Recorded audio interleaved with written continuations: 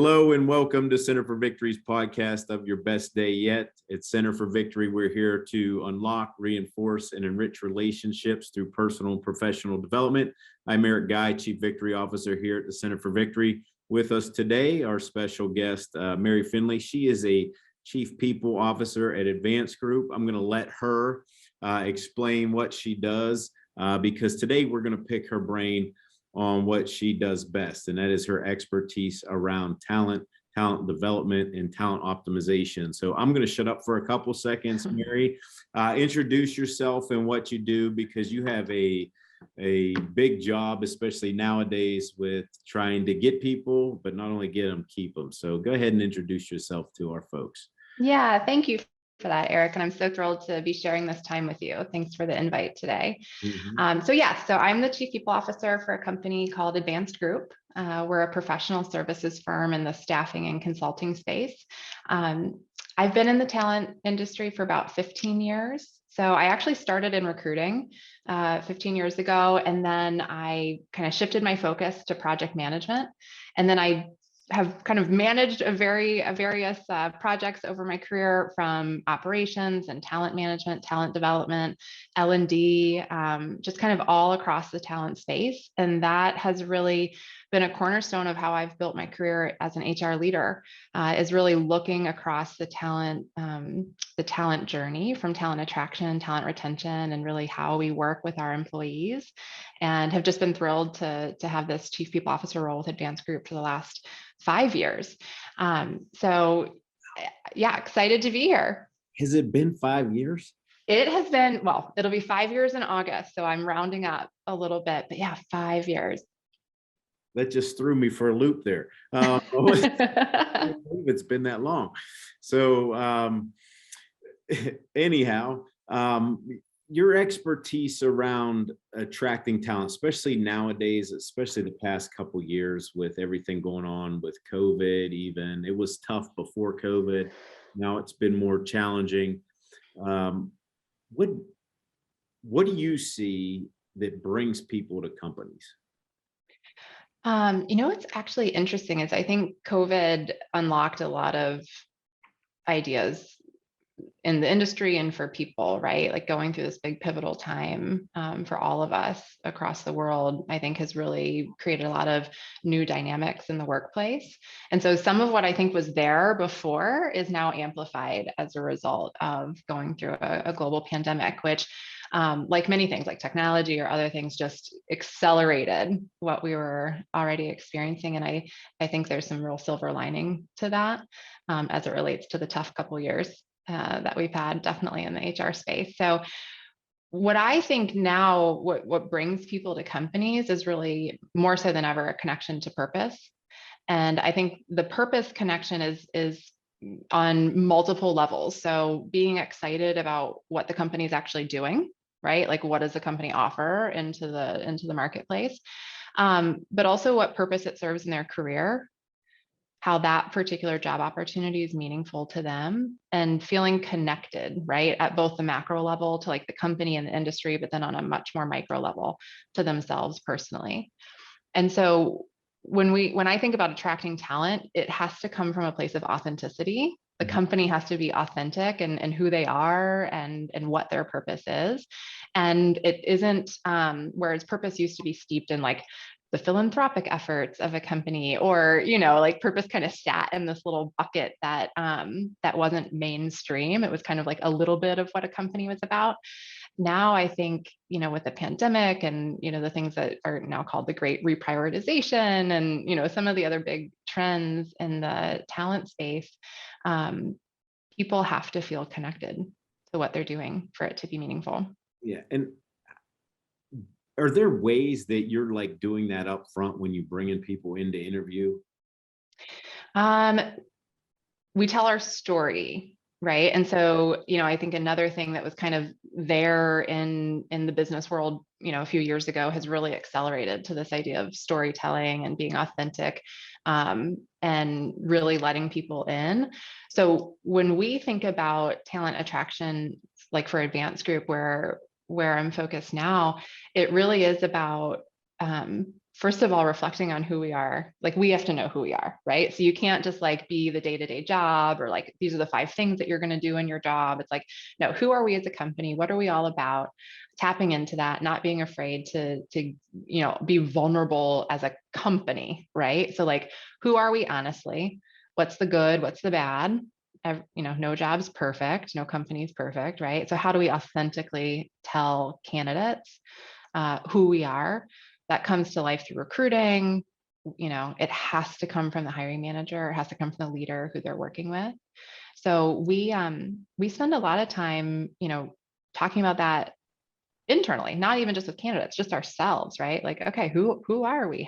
Why is this position important? What are we trying to accomplish? How does it fit into the overall purpose of the company?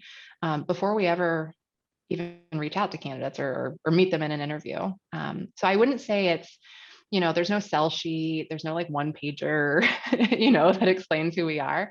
But it comes through the personal connection and again, coming from a place of honesty and being transparent with the candidates. Do you find you're more successful doing that? So where we find success is when we're transparent and honest. We see better retention of the new hires, right? Because we're able to connect with people who truly are connected with who we are, right? And so, we're not fabricating a story or, somehow painting a rosier picture.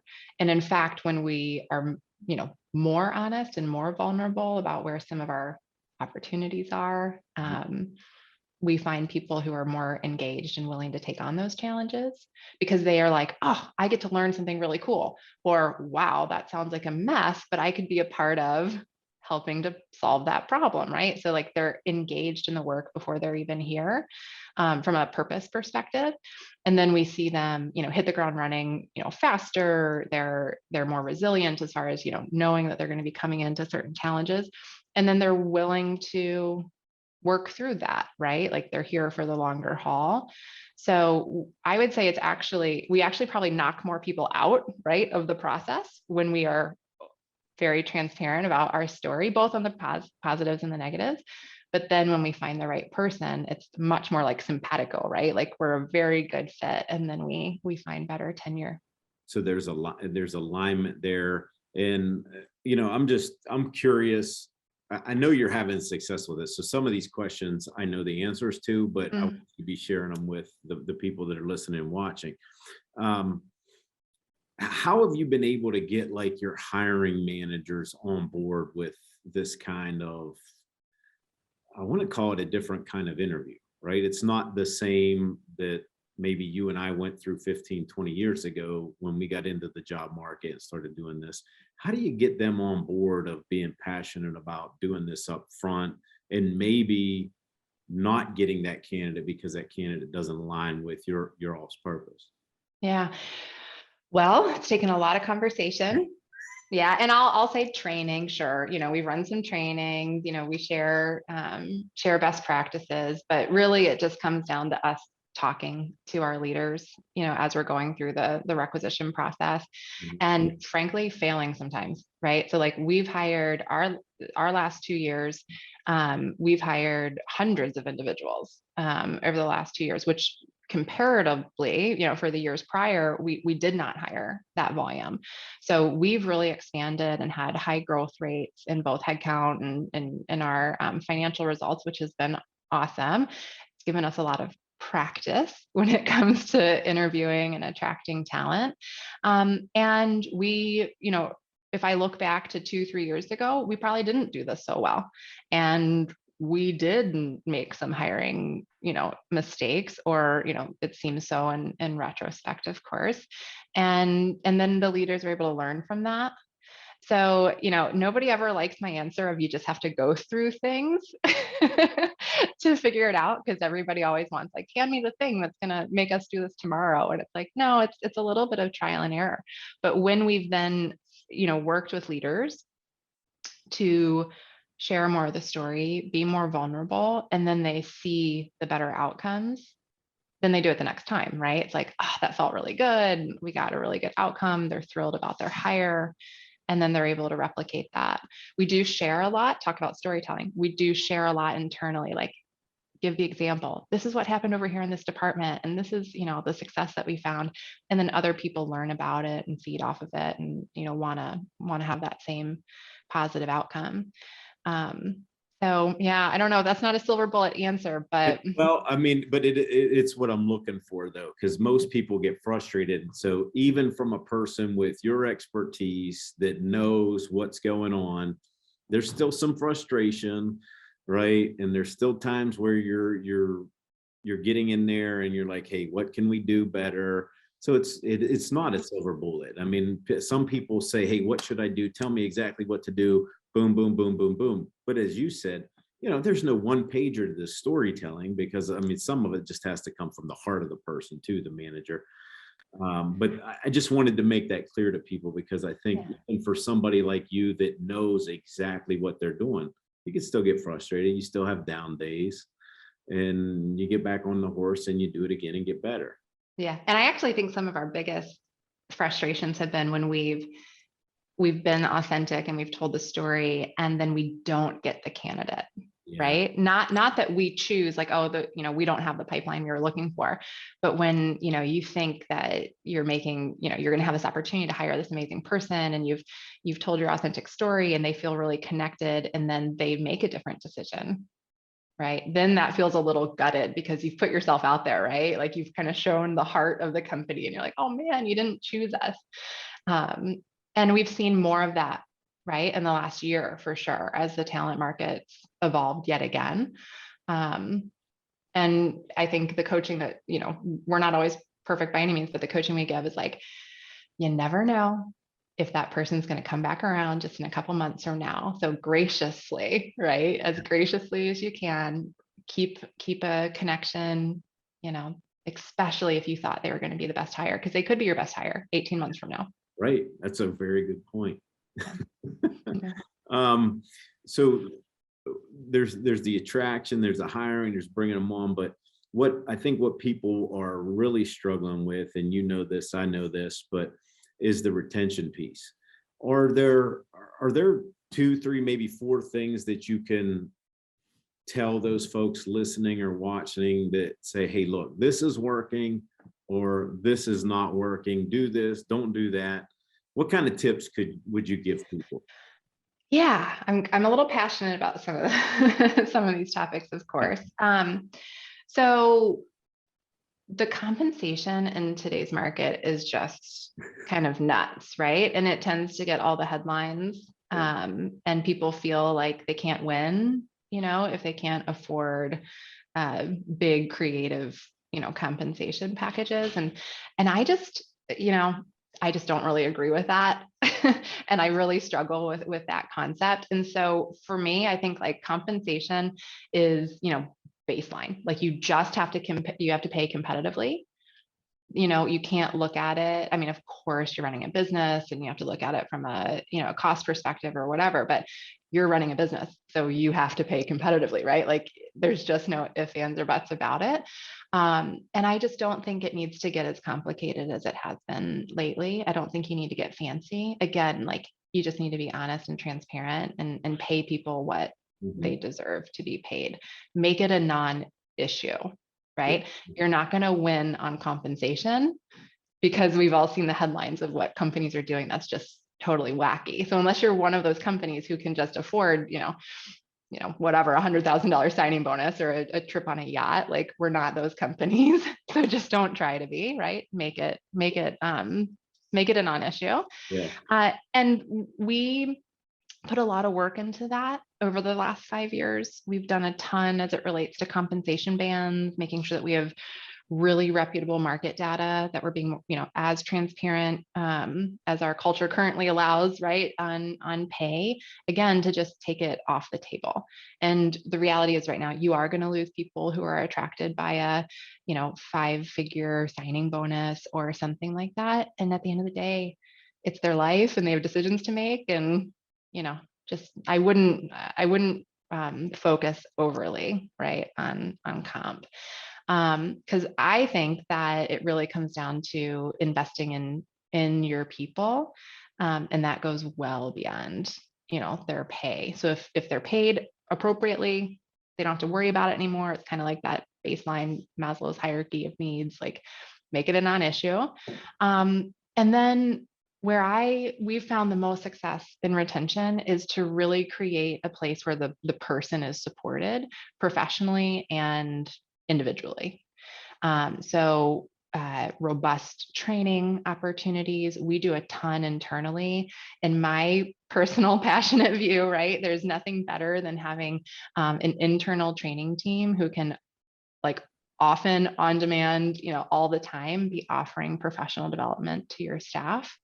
Of course, there's external partners and online stuff that you can offer, but again, having a personal connection, I think, is really an amazing investment.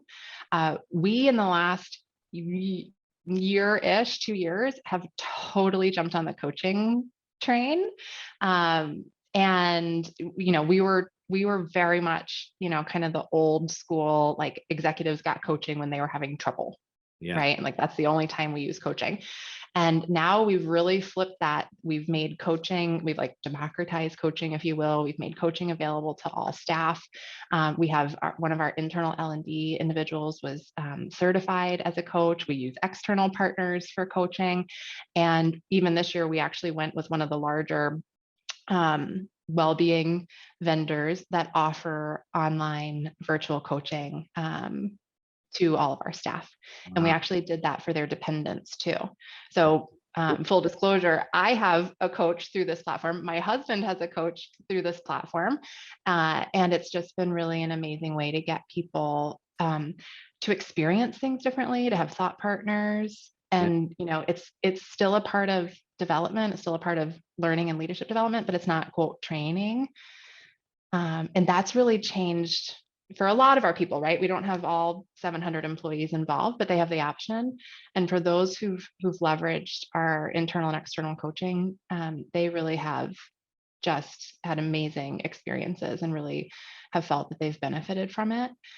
So I truly am very passionate about that, and think it just helps support people in a more kind of holistic way. Yeah, and that traces back to all your story, right? For your company. I mean, I just want to make sure everybody understands that's you're practicing what you preach. Yeah. And like, again, this has been the last couple of years, right? Like, this isn't something that we've done for our 35-year history. We've had to learn who we are. It's changed several times. And again, like, really think about what's authentic to us today. Yeah. And, the demographics of our company have changed. Our leader, we've had new executive leaders, certainly new senior leaders. And so as, I do think of companies as like living organisms, right? Like, as we've evolved, we have to also evolve in how we're kind of coming to life for those that are a part of our community. So, but I don't want to end on a down note, but I will say, like, the not working is very much, like, I'll just say, like, when you overcommit and underdeliver, which of course that doesn't work, but companies do it all the time. We have certainly done it in some instances as well, but I definitely see it, and we hear it from candidates that are coming to us, where companies are overcommitting and underdelivering on, like, DEI commitments, on their commitment to hybrid or flexible work, not resourcing appropriately. And so we get a lot of those questions. And so we have to be conscious of us giving an honest answer. So if a candidate says, like, the place I'm leaving said we were going to have hybrid work and now they want us all back in the office, we have to make sure whatever we're going to communicate, we're actually going to commit to. And so we're also always, like, testing our commitments. So we've gone totally flexible. People choose where they work. Every once in a while, we'll get a little voice in an executive's mind that says, well, shouldn't people come back? And then we have to say, well, hang on, let's test that, right? Like, we committed to flexible work. What's changed? Why would we want to consider calling people back, right? So we have to, like, hold ourselves accountable to the commitments that we've made. That's actually great advice. That is, Good. Yeah, I didn't expect that, but that is, I've seen it. Like I'm shaking my head the whole time you're saying that. So that's a great nugget. I know we're running short on time. Anything else that you'd give advice on to? This has been rich with information, by the way. Thank you. Yeah, no, I think something that the only thing I'll say, I think to wrap is, as a member of an executive team, as a leader, as a member of a senior leadership team, we've all been challenged across our career, but certainly in the last few years to like just navigate a different world, navigate a different workplace. And I think something that has made Advanced Group and myself more successful is to look inward and do a bit more of that kind of inner work and self-reflection, and not assume, right, that, like, to your point, the way we interviewed 15 years ago is going to continue to work. And that takes some level of humbleness, right? Like and willingness to change. And I truly believe a company is made up of all of its people, but also that the tone does start with leadership. So the more individual leaders can be vulnerable and be honest, or share that they have a coach, or share that they're working on something that they think is going to help them be a better leader, you're just setting the tone for the organization. Without it, you're not telling the right story, right? You're not telling the true, honest story. So I do think leaders have to lean into that. Yeah, well, we'll end on that great note. But thanks again. Thank you all for watching, for listening. That's all for today. I'd appreciate if you'd hit that subscribe button as well as the bell icon so you can get notified when we post. You can visit us at centerforvictory.com. Mary, thank you once again. Appreciate you giving all these great nuggets. I got lots of notes here just from listening to you while we were talking. So again, thank you. And just remember, everyone, wherever you're at, whatever you're doing, make this your best day yet. See you soon. Thank you.